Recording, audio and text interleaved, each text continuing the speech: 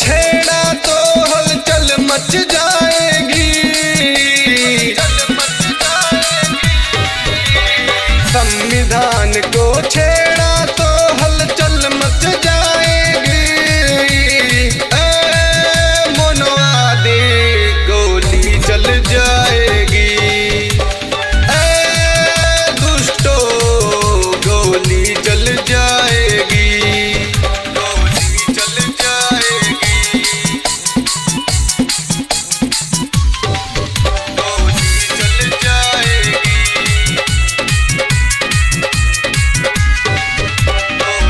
चल जाएगी।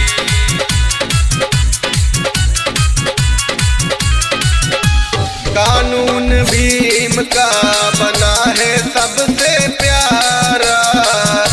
भूखे गरीब बेसहारों का सहारा।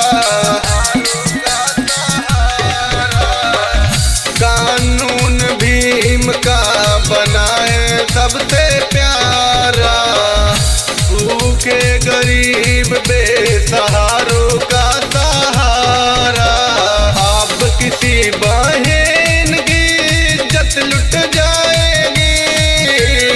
अब किसी बहन की इज्जत लुट जाएगी।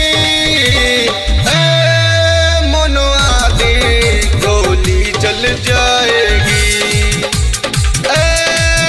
दुष्टों गोली चल जाएगी। गोली चल जाएगी।